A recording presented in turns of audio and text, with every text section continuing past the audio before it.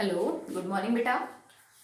I hope आप सब लोग अच्छे होंगे एंड अच्छे से अपनी स्टडी कंटिन्यू कर रहे होंगे बिकॉज अभी हमारे पास न्यूमेरिकल पोर्शन चल रहा है तो इट टेक्स लॉन्ग टाइम क्योंकि अभी आपको हैबिट नहीं है। 10th में केमिस्ट्री में ऐसा कोई न्यूमेरिकल था नहीं सिवाय पीएच टॉपिक को छोड़ के।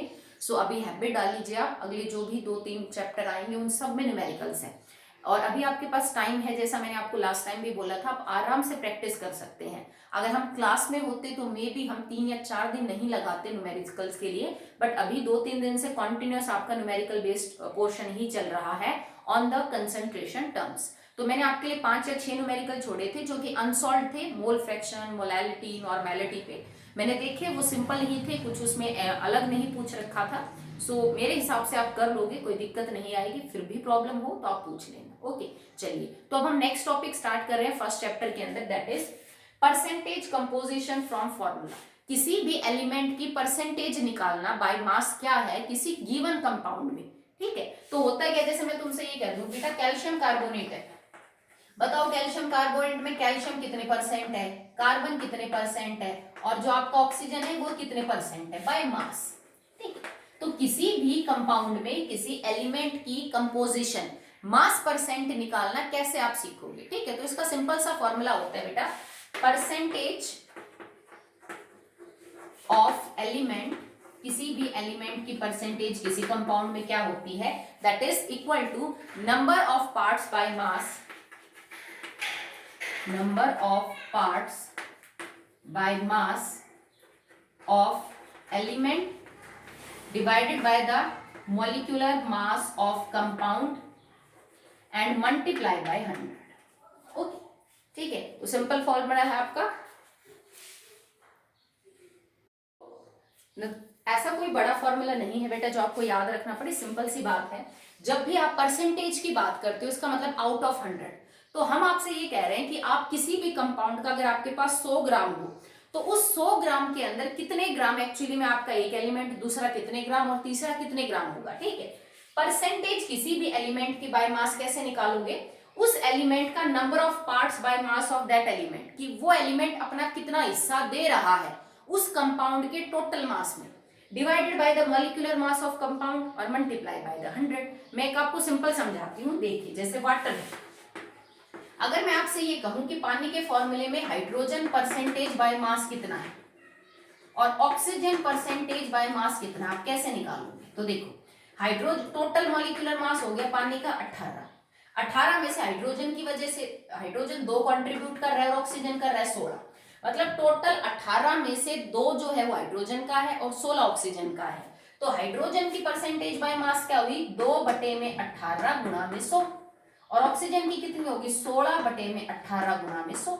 यही तो हमने लिखा है कि जिस एलिमेंट की निकालनी है उसके number of parts by mass, total mass में वो अपना कितना हिस्सा दे रहा है वो ऊपर, मॉलिक्यूलर मास उस कंपाउंड का नीचे और गुणा में 100 कर दो। ठीक है, तो सिंपल सी बात है, आप परसेंटेज निकाल लोगे। ऐसे ही निकालनी है हमें किसी भी एलिमेंट की। हो सकता है किसी कंपाउंड में किसी एक एलिमेंट के बारे में पूछ रहा हो, या हो सकता है कि किसी कंपाउंड में मौजूद हर एलिमेंट के बारे में तुमसे पूछा जाए। जैसे हो सकता है वो यूं पूछे कैल्शियम की भी बताओ, कार्बन की भी बताओ, ऑक्सीजन की भी बताओ।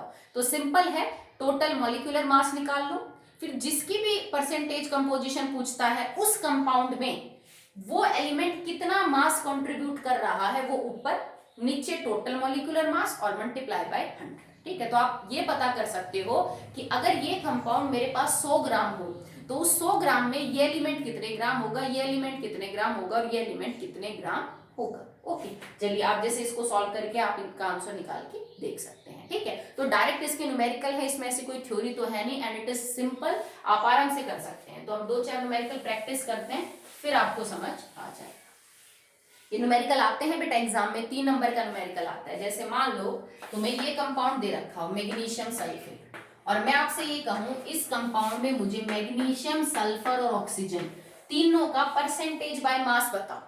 तो सबसे पहले मैं निकालूंगी इनका मॉलिक्यूलर फॉर्मूला। तो मैग्नीशियम का कितना हो जाएगा, एक मैग्नीशियम का दैट इज 24, एक सल्फर का 32, 16 चौक 64, टोटल 64 हो गया। तो 64 आपने जोड़ा, आपका आंसर आया 0, दैट विल बी 120, 120 आंसर आया कि मॉलिक्यूलर मास जो है मैग्नीशियम सल्फेट का 120 है।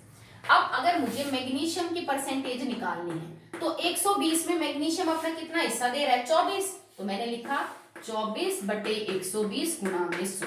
You can solve. ओके, अगर सल्फर की परसेंटेज निकालनी हो तो टोटल मॉलिक्यूलर मास में सल्फर कितना दे रहा है 32, तो 32/120 गुणा में 100। अगर ऑक्सीजन की परसेंटेज निकालनी हो तो आप 16/120 नहीं करेंगे बेटा, क्योंकि टोटल ऑक्सीजन 64 ग्राम कंट्रीब्यूट कर रहा है, 4 है ना उसके एटम, तो आप लिखेंगे 64/120 और गुणा में 100। तो आप तीनों की अलग अलग परसेंटेज निकाल सकते हो। तीनों की जो भी परसेंटेज आए x y z, इन सबको आप जोड़ोगे x + y + z, your answer will be 100। आपका 100 आएगा, क्योंकि तीनों को मिला के तो आपकी परसेंटेज क्या आएगी 100 ही आएगी। तो परसेंटेज जो निकालोगी, जैसे मैं इसको सॉल्व करके बता देती हूँ। आपने इसको कट किया 20%, ठीक है। अब 20% का मतलब क्या है कि अगर मेरे पास मैग्नीशियम सल्फेट 100 ग्राम हो तो उस 100 ग्राम में एक्चुअली में 20 ग्राम खाली मैग्नीशियम वजन देगा, ठीक है। 20% का मतलब है कि 100 ग्राम मैग्नीशियम सल्फेट में 20 ग्राम खाली मैग्नीशियम का वजन होगा, ठीक है। इनको सॉल्व करोगे तो भी आप पता कर सकते हो। वैसे एक्चुअली में 120 में से 24 होना, इसका मतलब 100 में से कितना होना 20 होना। हमने यही तो पता किया है कि अगर 120 आउट ऑफ आपके पास 120 में से 24 नंबर है किसी बच्चे के, तो उसको कितने परसेंट मार्क्स मिले 20%। ओके, मतलब 100 में से 20 मिले या 120 में से कितने मिले 24 मिले, ठीक है। तो कर लोगे आप। चलिए नेक्स्ट करके देखते हैं।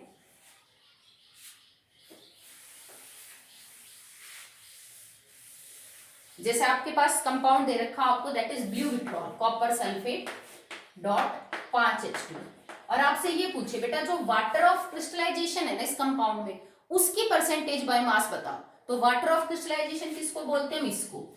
इसकी अगर आपको परसेंटेज बाय मास निकालनी है तो कैसे निकालोगे, तो पहले पूरे कंपाउंड का मॉलिक्यूलर मास निकालो 5H2O को काउंट करके।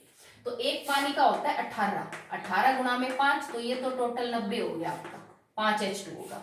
अब एक कॉपर का कितना हो जाएगा 63.5, सल्फर का 32, 4 ऑक्सीजन का 64, आपने जोड़ लिया, ठीक है।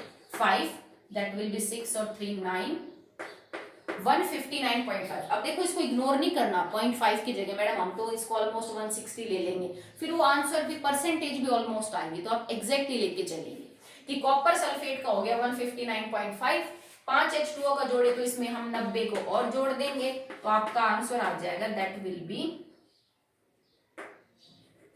And it will be like 249.5। Check कर लीजिए क्योंकि फिर परसेंटेज गलत हो जाएगी 5 9, ठीक है सही है। तो 249.5 टोटल मॉलिक्यूलर मास है इस कंपाउंड का। अब मैं तुमसे ये पूछूं कि ब्लू विट्रॉल में सिर्फ ये बताओ वाटर ऑफ क्रिस्टलाइजेशन कितना मास कंट्रीब्यूट कर रहा है, तो बेटा टोटल में से एक्चुअली में 90 वजन है पानी की वजह से, तो आप निकालोगे 90 divided by 249.5 and multiply bye 100। भाई ये वाटर ऑफ क्रिस्टलाइजेशन की वजह से टोटल परसेंटेज आ गई। अगर वो यूं पूछता इस पूरे कंपाउंड में सिर्फ कॉपर की परसेंटेज निकालो, तो कॉपर कितना दे रहा है 63.5, आप लिखते 63.5 डिवाइडेड बाय 249.5 मल्टीप्लाई बाय 100, ये तुम्हारे कॉपर की। भाई ये आ गई 5H2O की परसेंटेज, ये आ गई कॉपर की परसेंटेज। अगर वो यूं कहता बेटा इस पूरे कंपाउंड में मुझे सल्फेटाइन की मास परसेंटेज बताओ, सल्फेटाइन इज S42 नेगेटिव, तो सल्फेटाइन की वजह से मॉलिक्यूलर मास ये है, क्या है सल्फेट की वजह से 32, 4 ऑक्सीजन का 64, 96। भाई SO4 की वजह से टोटल वजन 96 है, तो आप लिखते कि SO4 नेगेटिव आयन की मास परसेंटेज है 96 divided by 249.5 and multiply bye 100। इस तरह से कर लोगे, ठीक है। तो ये एक दो तो मैंने आपको अपनी तरफ से करवाए हैं, अब आपकी बुक के जो क्वेश्चन है उनको सॉल्व कर लेते हैं। Next question is calculate out the percentage by mass of cation in ammonium dichromate। तो अमोनियम डाइक्रोमेट ये है NH4 ट्वाइस Cr2O7। तो इसमें देखो इसने नाम नहीं बोला, इसने बोला अमोनियम डाइक्रोमेट के अंदर जो कैटाइन है ना उसका मास परसेंटेज क्या है। तो ये कंपाउंड एक्चुअली में क्या है बेटा, 2 NH4 पॉजिटिव और Cr2O7 2 नेगेटिव, ये डाइक्रोमेटाइन है और ये अमोनियम आइन है। तो कैटाइन तो आपकी ये हुई, इस कैटाइन का मास परसेंटेज पूछ रहा है, तो सबसे पहले आप पूरे का मॉलिक्यूलर मास निकालिए। देखो पहले मैं NH4 का कर लेती हूँ, उसका ट्वाइस कर लेंगे। तो NH4 का क्या हो जाएगा, नाइट्रोजन का 14, हाइड्रोजन का 4 18, 18 दूनी 36, ठीक है, 7 दूनी 14, 14 4 18, 18 का ट्वाइस कर दिया हमने, दैट विल बी 36, ठीक है। तो आपका आंसर आ गया 36 अमोनियम NH4 ट्वाइस का। एक क्रोमियम का होता है 52, तो हम यहाँ पे क्या कर देंगे 52 मल्टीप्लाई बाय 2, क्योंकि 2 क्रोमियम है। एक ऑक्सीजन का होता है 16, हमें यहाँ पे 7 का करना है, तो 16 गुना में 7। इसको आप सॉल्व कर लेंगे तो तुम्हें टोटल ये पता चल जाएगा कि actually what is the molecular mass of ammonium dichromate. अब तुम्हें सिर्फ अमोनियम आयन की पता करनी है कि मास परसेंटेज क्या है। तो अमोनियम आयन टोटल 2 है, 2 की वजह से टोटल मास कितना था 36, तो आपकी मास परसेंटेज आ गई 36 बटे में 36 प्लस 52 मल्टीप्लाई बाय 2 प्लस में 16 मल्टीप्लाई बाय 7 मल्टीप्लाई बाय 100। पहले इसको सॉल्व कर लेना मॉलिक्यूलर मास को, फिर जो मॉलिक्यूलर मास आएगा वो नीचे कैटाइन की वजह से है 36 ग्राम वजन and multiply by the 100। Okay, next देखिए, on analysing an impure sample of sodium chloride, हमारे पास सोडियम क्लोराइड है जिसका इम्प्योर सैंपल है, मतलब उसमें कुछ इम्प्योरिटीज हैं, it is not 100% pure. The percentage of chlorine was found to be, इस कंपाउंड में क्लोरीन की परसेंटेज दे रखी है 45.5।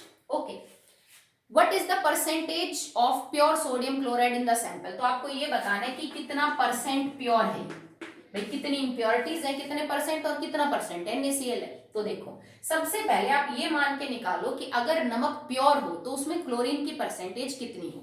देखो नमक का मॉलिक्यूलर मास 58.5, क्लोरीन का होता है 35.5, 35.5 में क्लोरीन की परसेंटेज निकाल रही हूँ प्योर NaCl में, 35.5 बटे में 58.5 गुणा में 100। आप इसको सॉल्व करोगे तो आपको ये पता चल जाएगा अगर मेरे पास नमक 100% प्योर हो तो उसमें क्लोरीन की परसेंटेज कितनी है। आप इसको सॉल्व करेंगे तो आपका आंसर आएगा 60.6, मतलब क्लोरीन इतने परसेंट होना चाहिए अगर नमक प्योर है। पर हमें क्या दे रखा है, एक इम्प्योर सैंपल है क्लोरीन का जिसमें जो परसेंटेज दे रखी है ना क्लोरीन की वो 45.5 है, मतलब तुम्हारे में तो इम्प्योरिटी है बहुत सारी, तभी तो क्लोरीन की परसेंटेज क्या होगी, सीधी कम होगी। अब परसेंटेज होनी ये चाहिए और है ये, तो आपको ये पता चल जाएगा एक्चुअली में कितनी इम्प्योरिटीज मौजूद है। ठीक है, तो आप ये पता करो, देखो इफ जैसे ये तो आपकी ऑब्टेन्ड वैल्यू हो जाएगी, ठीक है, तो आप इसमें से ये पता कर सकते हो कि परसेंटेज अगर एक्चुअली ये आ रही है तो इसका मतलब ये है कि 100 ग्राम NaCl के अंदर जो क्लोरीन प्रेजेंट होना चाहिए वो है 60.6 ग्राम। ओके, 1 ग्राम NaCl में कितना क्लोरीन होना चाहिए, 60.6 डिवाइडेड बाय 100, ठीक है। या फिर आप एक्चुअली में इसको यूं कर लीजिए, लाइक 60 ग्राम उल्टा करके लिख लीजिए, आपका आंसर तब आ जाएगा। ठीक है, then it is 60.6 gram chlorine is present in 100 gram NaCl. So 1 gram chlorine is present in 100 by 60.6, और अगर आपको 45.5 ग्राम क्लोरीन पता करनी है तो मल्टीप्लाई बाय 45.5। ठीक है, तो इसको सॉल्व करोगे तो आपके पास आएगा उत्तर, दैट विल बी 75%। आप देख लीजिए हमने इसको किया कैसे। सबसे पहले मैंने प्योर सैंपल मान के ये पता किया कि क्लोरीन होना चाहिए 60.60%, आपके पास 45.5 है, मतलब इम्प्योर है। इसका मतलब अगर मेरे पास 100 ग्राम नमक है तो उसके लिए मेरे को 60.6 ग्राम क्लोरीन चाहिए। ठीक है, इसको हमने यूं सॉल्व किया, 60.6 gram chlorine combines with 100 gram NaCl। 1 gram chlorine कितने में मिलेगी, 100 बटे में 60.6 ग्राम NaCl में, और 45.5 ग्राम क्लोरीन कितने परसेंट में होनी चाहिए थी, गुणा में 45.5। तो मेरे को ये पता चला कि जो हमारा NaCl है ना एक्चुअली में वो 75% ही प्योर है, और उसमें बची हुई जो 25% है वो क्या है, इम्प्योरिटी है। तो your solution actually your compound is 75% pure and it contains 25% of impurity. Clear है, अभी तक हमने सिर्फ सॉल्व किए हैं परसेंटेज कंपोजिशन के, अब हम करते हैं the unsolved questions of percentage composition. The first question is calculate out percentage composition of potassium chlorate. अगर वो यूं कहता है कि पोटेशियम क्लोरेट की परसेंटेज कंपोजिशन निकालो, मतलब हर एलिमेंट की बताओ, तो देखो क्या जोड़ोगे, पोटेशियम का 39, क्लोरीन का 35.5, 3 ऑक्सीजन की वजह से क्या हो जाएगा, 16 3 48। आप इसको सॉल्व कर लीजिए, आपका मॉलिक्यूलर मास आ जाएगा। ठीक है, अब ये निकाल के मॉलिक्यूलर मास आया, बाद में आपको चलो इसको कर ही लेते हैं, दैट विल बी 5 और ये आपका आंसर आ जाएगा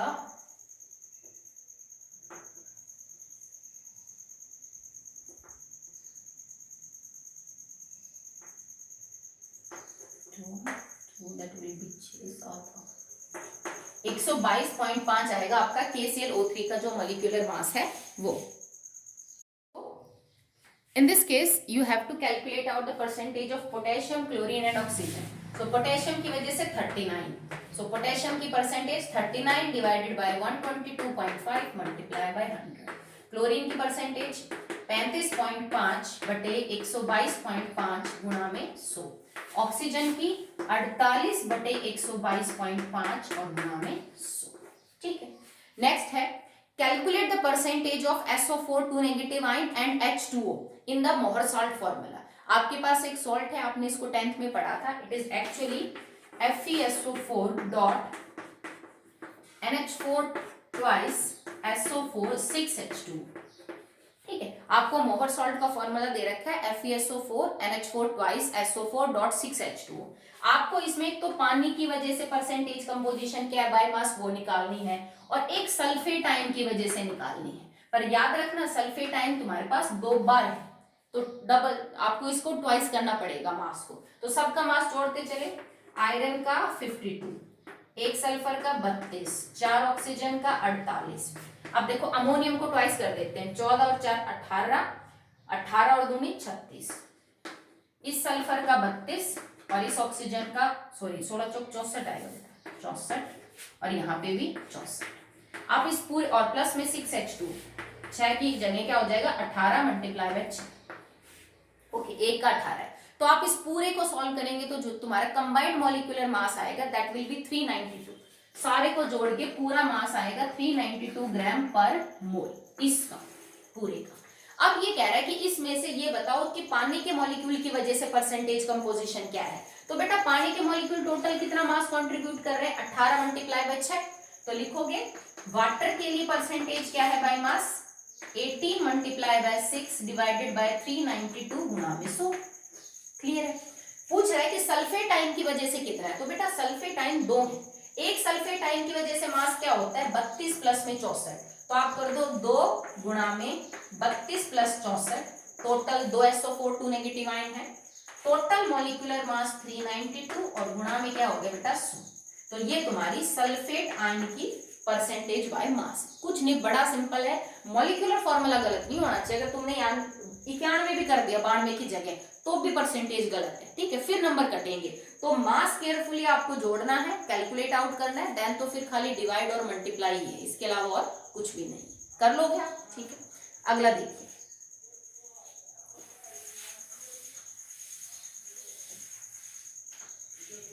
next is calculate the percentage composition of water of crystallization. देखो वॉशिंग सोडा दे रखा है Na2CO3 डॉट 10H2, इसमें 10H2O का मास परसेंटेज निकालना है। तो सोडियम 2, 23 मल्टीप्लाई बाई 2 46, प्लस में कार्बन का 12, प्लस में 3 ऑक्सीजन का 48 और 10 पानी का हो जाएगा, तो दैट विल बी 180। आप इन सबको जोड़ लीजिए, 180, 46, 12 और 48, तो 10 और 6 1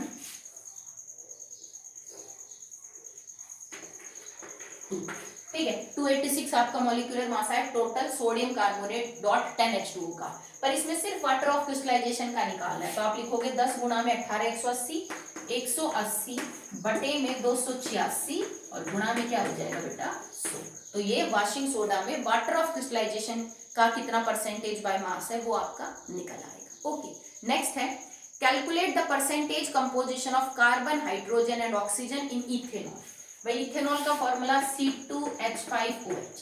इसमें कार्बन हाइड्रोजन और ऑक्सीजन की अलग अलग परसेंटेज निकालो। पहले मास 12 दूनी 24, 24 और 6 30, 30 और आपका हो जाएगा that will be I think 12 24, 5 और 1 6 30 हो गया, और ऑक्सीजन का है 16 दैट विल बी 46। तो टोटल मॉलिक्यूलर मास है 46, कार्बन का कितना है 24, तो 24 बटे में 46 गुणा में 100।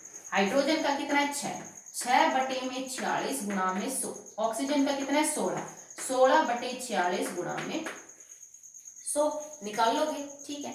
नेक्स्ट है FeSO4 thrice is used in water and sewage treatment to aid the removal of suspended impurities. Calculate the mass percentage of iron, sulfur and oxygen in this compound. तो घुमा फिरा रहा है, वैसे कुछ नहीं है इसमें।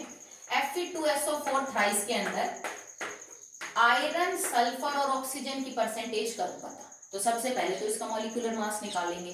भाई एक आयरन का 56, तो 2 है तो 56 गुणा में 2, प्लस में देखो अब ये SO4 थ्राइस है, तो SO4 को 3 से मल्टीप्लाई कर दो निकाल के, तो सल्फर का 32 प्लस में ऑक्सीजन का 64, इसका मतलब प्लस में आप इसको करोगे that will B 32 multiply 32 plus में 64 एंड मल्टीप्लाई बाय 3। आप इसको सॉल्व कर लोगे, 2 आयरन का 56 मल्टीप्लाई बाय 2, एक SO4 का हो जाएगा 32 प्लस 64, हमारे पास 3 है तो इसको 3 से मल्टीप्लाई करके इसमें जोड़ देंगे, तुम्हारा मॉलिक्यूलर मास आ जाएगा। अब आयरन का निकालने के लिए टोटल आयरन कितने 56 गुणा में 2 बटे में मॉलिक्यूलर मास और गुणा में 100, इसका भी निकाल लोगे और ऑक्सीजन का भी निकाल लोगे, सेम है, नो डिफरेंट, ठीक है। Next is a sample of clay is found to have the formula this, calculate the percentage composition of alumina, potassium oxide and SiO2। अब देखो इसमें तुमसे एक्चुअली में किसी एलिमेंट की नहीं, एक मिनरल है जिसके अंदर कुछ कंपाउंड्स किसी रेशियो में जुड़े हुए हैं और उन कंपाउंड्स का परसेंटेज बाय मास पूछ रहा है, तो एक इसको देख लो, बाकी फिर आपके सारे कंप्लीट हैं। That is Al2O3, K2O and SiO2। Okay, clay है, मिट्टी है जिसके अंदर 6 SiO2 एक्चुअली, ये फॉर्मूला मिला है। ओके, एक मिनरल है that is Al2O3, K2O and 6 SiO2। इसमें Al2O3 की परसेंटेज, K2O की परसेंटेज और SiO2 की परसेंटेज निकालनी है। तो तरीका वही है, हर एलिमेंट का जोड़ते जाओ, टोटल मॉलिक्यूलर मास निकालो। फिर Al2O3 की निकालने के लिए Al2O3 का मॉलिक्यूलर मास बटे में टोटल का गुणा में 100, K2O का मॉलिक्यूलर मास बटे में टोटल का 100, 6 SiO2 तो एक SiO2 गुणा में 6 बटे में टोटल मॉलिक्यूलर मास और मल्टीप्लाई बाय 100। तो मैंने आपको सॉल्ड और अनसॉल्ड सारे करवा दिए हैं, ठीक है। तो नेक्स्ट वीडियो में अगला जो टॉपिक है एम्पेरिकल एंड मॉलिक्यूलर फॉर्मूले, उसके न्यूमेरिकल करेंगे।